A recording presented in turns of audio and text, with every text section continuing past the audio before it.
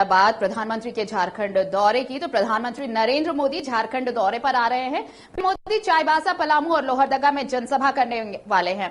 प्रधानमंत्री नरेंद्र मोदी झारखंड में 3 और 4 मई को 3 अलग अलग चुनावी सभाएं कर भाजपा प्रत्याशियों के पक्ष में माहौल बनाएंगे। 3 मई को प्रधानमंत्री चाईबासा में जनसभा करेंगे। उसके बाद रांची के बिरसा मुंडा एयरपोर्ट पहुंचेंगे। बिरसा मुंडा एयरपोर्ट से लेकर राजभवन तक के रास्ते में कड़ी सुरक्षा व्यवस्था की गई है।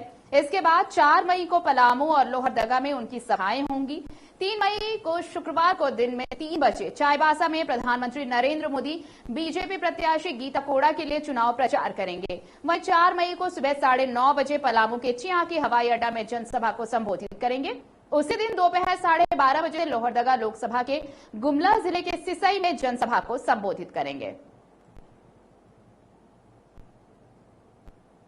प्रधानमंत्री नरेंद्र मोदी के आगमन को लेकर के झारखंड भाजपा के कार्यकर्ताओं में खासा उत्साह देखा जा रहा है। तैयारियां भी की जा रही हैं और खास करके अगर राजधानी रांची की बात करें तो कल यानी 3 मई को उनका आगमन झारखंड में होगा। हालांकि चाईबासा में रैली होनी है, चाईबासा में जनसभा होगी और उसके पश्चात वो राजभवन में रात्रि विश्राम है। यानी कि बिरसा मुंडा एयरपोर्ट से लेकर के और राजभवन तक का जो रास्ता होगा वहां पर कार्यकर्ता इंतजार करेंगे। साथ ही साथ अगर पिछले बार की बात करें तो राजधानी रांची की जनता जो थी वो काफी उत्साहित दिखी थी। सड़कों पर जो है भव्य स्वागत करते हुए देखा गया था। इस बार कितना उत्साह है सीधे लिए चलते हैं, क्योंकि भाजपा के कई नेता हमारे साथ हैं।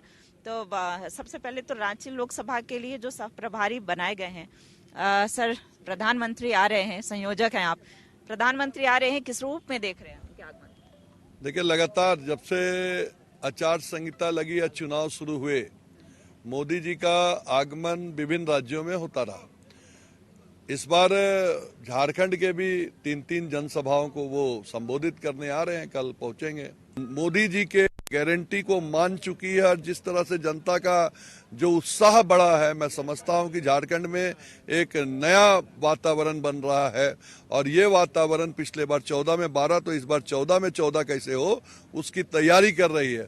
और हम सब इंतजार कर रहे हैं कल झारखंड की तरह राजधानी रांची में भी उनका जब कदम पड़ेगा, रास्ते में सड़क पे लोग उनके आगमन के लिए लगातार जिस तरह का उत्साह दिखा रहे हैं, मैं समझता हूं कल जनसैलाब सड़क पर अपने आप उतरने वाला है। बिल्कुल, तो दावा है कि स्वतः जन सैलाब जो है वो सड़कों पर दिखने वाला है। हमारे साथ भाजपा के वरीय नेता जाने जाते हैं प्रदीप सिन्हा सर।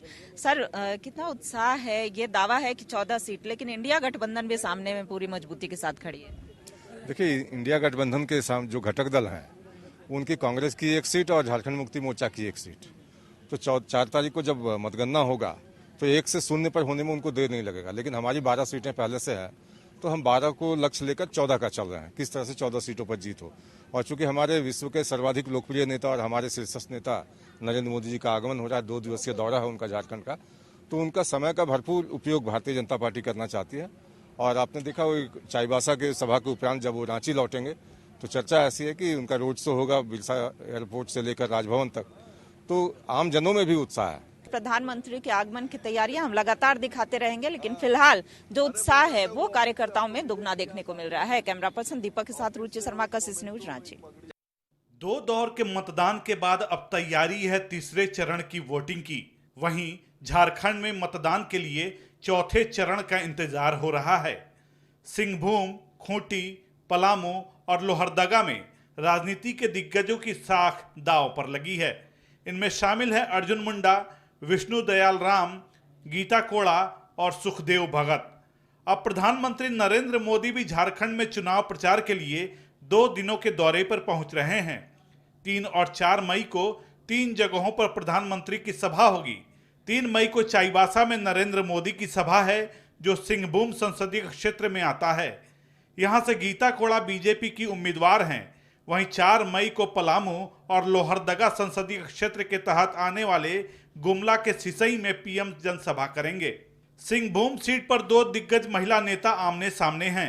एक तरफ पूर्व मुख्यमंत्री मधु कोड़ा की पत्नी गीता कोड़ा हैं, तो दूसरी तरफ 5 बार की विधायक जोबा माझी, जो 30 साल के सियासी करियर में पहली बार लोकसभा चुनाव लड़ रही हैं।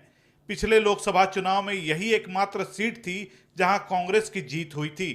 इस बार सीट जेएमएम के हिस्से में आई है और गीता कोड़ा को हराने के लिए जेएमएम ने जोबा माझी को टिकट थमा दिया है, जिन्हें जेएमएम कैडर के साथ कांग्रेस के समर्थकों से आस है। सिंहभूम में 2019 में कांग्रेस की गीता कोड़ा ने 4,31,000 वोट लाकर जीत दर्ज की थी।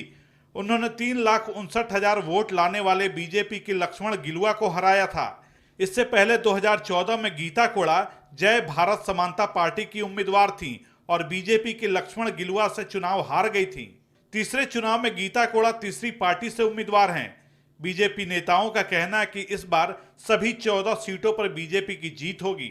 पिछले 1.5 महीने से लगातार चुनाव प्रचार है और इस चुनाव प्रचार में हम लोग हर गाँव में, हर क्षेत्र में जाने का प्रयास कर रहे हैं, लोगों से मिल रहे हैं और लोगों का आप देख सकते हैं किस तरह से अपार समर्थन भी मिल रहा है। लोग चाहते हैं कि मोदी जी पुनः प्रधानमंत्री बने और जो यहाँ सरकार है, वर्तमान सरकार झारखंड मुक्ति मोर्चा की सरकार, उसकी तानाशाही को झारखंड मुक्ति मोर्चा से लोगों को मुक्ति दिलाए मोदी जी, ये लोग चाहते हैं। देखिए, प्रधानमंत्री जी सिर्फ देश के नहीं, विश्व के सबसे बड़े स्टार अपील वाले नेता हैं और उन्होंने जो देश में राष्ट्रवाद और गरीब कल्याण के लिए किया वो अद्वितीय है। तो प्रधानमंत्री जी के आने पे तो ऐसे भी लोगों का उत्साह चरम पर रहता है और प्रधानमंत्री जी के 3 तारीख को सभा होगी, वो चाईबासा में होगी और 3 तारीख के बाद वो 4 तारीख को पलामू में सुबह में करेंगे, फिर सेकेंड हाफ में वो सिसई में करेंगे। तो ये 3 लोकसभा कॉन्स्टिट्यूएंसीज को प्रधानमंत्री जी टच कर रहे हैं। कुछ ही दिन पहले वो खुटी भी आए थे। तो जो पहले चरण की 4 सीटें हैं वो 1-2 महीने में प्रधानमंत्री जी सारी सीटों को टच करेंगे और किस तरीके की उनकी सोच है आदिवासी मूलवासियों के कल्याण को लेकर, राष्ट्रवाद को लेकर, ये तमाम चीज़ें दिखने को मिलेंगी। लेकिन सच में ये खबर फैलने के साथ ही लोगों में बहुत उत्साह बढ़ा है।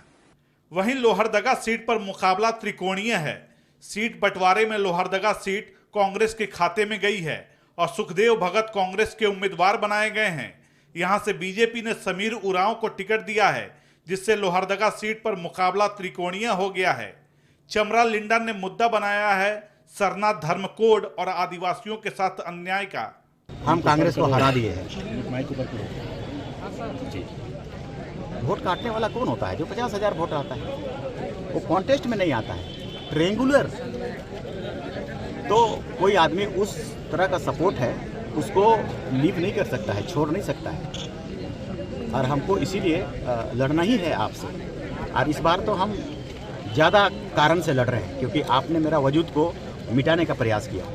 भाजपा वाले भाइयों ने, चाहे तो केंद्र से हो, राज्य से हो, उस कॉलम को ही मिटा दिया जहां हम सरना लिखते थे। हमारा धर्म, मेरा फंडामेंटल राइट को ही नष्ट कर दिया।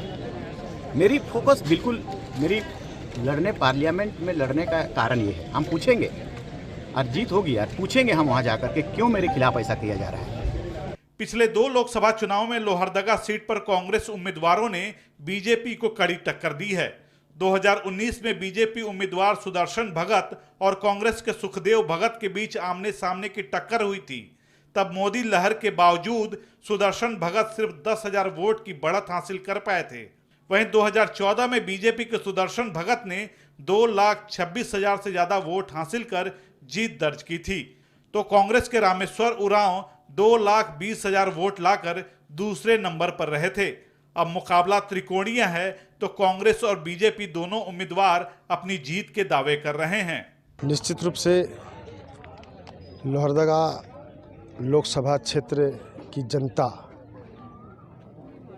देश के यशस्वी प्रधानमंत्री आदरणीय नरेंद्र भाई मोदी जी के गरीब कल्याण योजना और देश को जिस प्रकार से मोदी जी आगे बढ़ाने के लिए सोच के साथ देश की जनता के लिए जो काम कर रहे हैं, इस बात को लेकर के इस लोहरदगा लोकसभा क्षेत्र की जनता भी उनको फिर से प्रधानमंत्री बनाने के लिए संकल्प लिया है।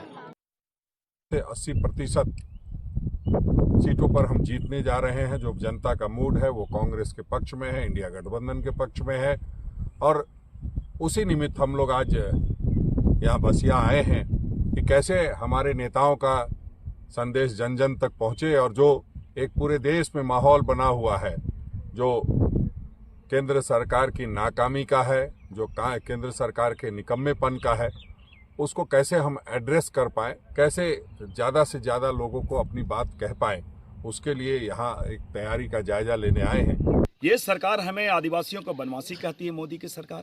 आदिवासी जब हम यहाँ विधानसभा से सरना धर्म कोड पास करके भेजे, वो चुप कुंडली मार के बैठ गई है, वो हमें देना नहीं चाहती है।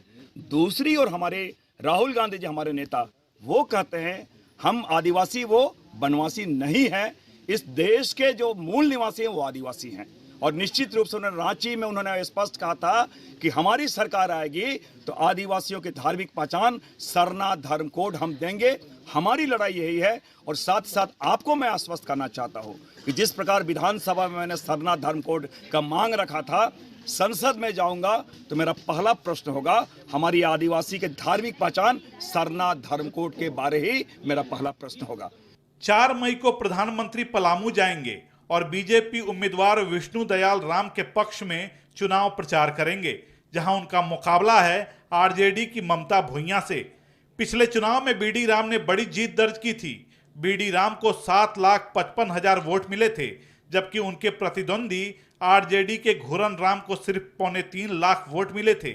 वहीं 2014 में पहली बार चुनावी लड़ाई में उतरे बीडी राम को 4,76,000, जबकि आरजेडी के मनोज राम को 2,12,000 वोट मिले थे। ऐसा अनुभव हो रहा है कि जनता का अपार समर्थन भारतीय जनता पार्टी के उम्मीदवार को मिल रहा है और जनता का अपार भरोसा है देश के यशस्वी प्रधानमंत्री आदरणीय नरेंद्र मोदी जी में। और उनका मानना है कि आज यदि नरेंद्र मोदी जी नहीं रहते और कोरोना काल में लोगों को मुफ्त राशन नहीं मिलता तो बहुत सारे लोगों की मृत्यु हो जाती है। 13 मई को झारखंड की 4 लोकसभा सीटों पर वोटिंग होनी है। इनमें सिंहभूम, लोहरदगा, खूंटी और पलामू में मतदान होगा। 3 सीट अनुसूचित जनजाति और 1 सीट अनुसूचित जाति के लिए आरक्षित है, जिसमें कई बड़े चेहरों की किस्मत का फैसला होना है, जिनमें शामिल हैं गीता कोड़ा, बीडी राम और सुखदेव भगत। नामांकन के साथ ही प्रचार तेज हो गया है और अब इंतजार है वोटिंग का। ब्यूरो रिपोर्ट, कशिश न्यूज।